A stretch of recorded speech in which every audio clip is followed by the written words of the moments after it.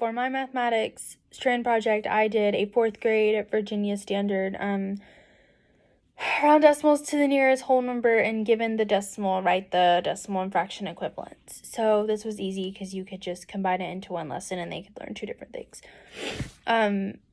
For my unpacking standards, pretty self-explanatory. I did my concept map. It was pretty short. For my first activity, I did a handout, and then I added manipulatives to make it interactive, but it was easy enough for an introduction activity. And then, and they can either, like, highlight or color in the, these to show, or they can use their actual base 10. And I marked out the bottom two because I didn't like those. For the second one is on rounding.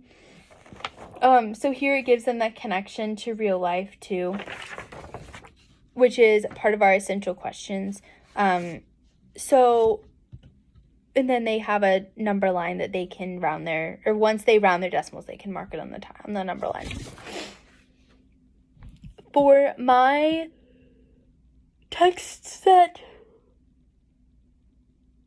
it was pretty easy. I chose 3 books. I did struggle a little bit in the beginning to find books because I don't really use books in math. So I had a hard time finding good books because some of them were a lot of like textbook. So I struggled with that a little bit. But then I did Fractions, Decimals, and Percents by David Alder. My second book I used in my lesson plan as my introduction section. So Piece, Part, and Portion by Scott Gifford. And then my third one was working with decimals, fractions, and percents by Teacher Created Resources, which is great because it's really useful for teachers and parents too. And so I figured my kids could take it and that could be part of their homework because it benefits to the parents as well. For my lesson plan, my central focus is that students will master rounding decimals to the nearest whole number as well as writing decimals in their equal fractions when given a model. And I just used the lesson plan template from EdTPA because I couldn't find the other one, but it's pretty self-explanatory. I filled out all the parts. My Common Core National Standards is understand a fraction as a number on a number line and represent fractions on a number line diagram. Use place value understanding to round multi-digit whole numbers to any place. Then my learning objective is given a model, I can write a decimal in the fraction equivalent with 80% accuracy. And I can round decimals to the nearest whole number with 80% accuracy. And then for my introduction, I'm going to read my book, Piece, Part, and Portion.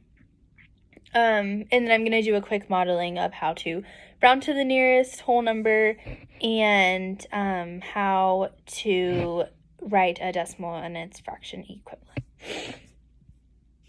For my guided practice, we are going to put together our note-taking devices, which are these. So for the fractions and decimals, I did like a foldable chart. They're going to glue it in their notebook, and then they can open it, and they can see examples and simple directions here. And then for rounding decimals, I did an anchor chart, and I used sticky notes on part of it because they can just peel it off and use that as reference instead of pulling out like a giant piece of paper. It might save some room on their desk. So this is just like rules and some examples. And this is, I called this the rounding roller coaster because it helped them figure out if they needed to round up or down. And then for independent practice, they're just going to work on their, break into their tiered groups and work on their handouts. And then for my closure, I'm going to have students volunteer, and they're either going to show how to round a decimal to the nearest whole number or convert a decimal to a fraction while using a model. So I thought that was nice because it doesn't put anyone specifically on the spot. It's all volunteer-based, but it still gives me a chance to see what kids understood the lesson. And then I posted the handouts for that lesson plan on here. I just ran out of printer ink, so I couldn't print it. For my integrated assignments, I did social studies and science for 4th grade. I did write out the name, social studies is a 5th grade. I did writing out a name of a famous history person, so George Washington, Patrick Henry, Thomas Jefferson, etc. And you can just do their last name if they want. So they would basically write out each letter. So if you're doing Patrick Henry, you'd write out Henry. So that's 5 parts, 5 equal parts. And then H is 1 out of 5, E is 1 out of 5, or 1/5. N is 1/5, R is 1/5, Y is 1/5, and they would write that under each letter. So it gave them a chance to learn a bit of part of their history and fractions at the same time, which I thought was kind of fun. And then for science, I did measuring with a rain glass. So they're going to set it up before school ends on preferably a day it's going to rain. And then come back the next morning and see how much it rained that day. But then they're going to take the inches and round them to the nearest whole number. So if it rained 2.7 inches, they're going to round to 3. And if there's no rain, just randomly fill up a glass of water and pour some in and see where it stops and do the same thing.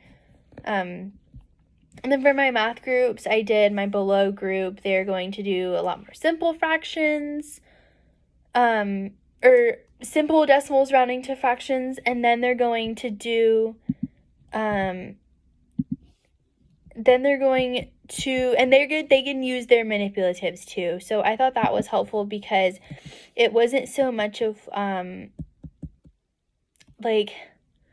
didn't want them to, because they're obviously going to struggle a little bit more, I wanted them to be able to use all of their resources at the same time. My other groups, my meets expectations and my above expectations don't get to use all of the visual support. For my on-grade level kids, they're my biggest group, obviously, so they get to do a handout that's a little bit more complicated.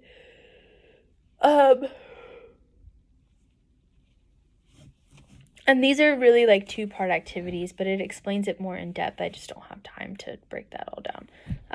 And they can use their model, their 10 base blocks or their charts. They can just choose. And then for my above average, I'm just doing obviously a lot harder things. And if they master the fractions and decimals quickly, then they can go ahead and move on to percentages. So I made sure to add percentages onto a worksheet. That way they had something more challenging to do. And I marked those. So if they're doing really well and they don't find them fractions and decimals very challenging, they can go ahead and move on to converting decimals. And then I created 3 assessments. And I pulled from several different resources and created my own, which was kind of fun. And I wrote all of that out. My formative assessments I did too are pretty simple. I'm going to use my document camera to project onto the board and kind of write it out. Different problems and have them do that. And then for my summative assessment, I created a game with rolling dice, which I thought would be really fun, and it was different. So it wasn't like the same old, go take a test or go take a quiz. It was we're going to play a game, but I'm also going to be looking at if you know everything. So I thought the kids would really enjoy that because it made learning fun. So that was a very quick rundown of my project, but overall I actually really enjoyed this project. It gave me good experience, especially in math, because I've always really struggled in math and I've never wanted to teach it. So it was fun creating all these different assignments and really getting to I used my mom's students as guinea pigs for some of it just to see if it was an accurate assessment and all. So they also had a lot of fun doing this. But that's pretty much it. Hopefully my actual on-paper project will be in more depth. Thanks.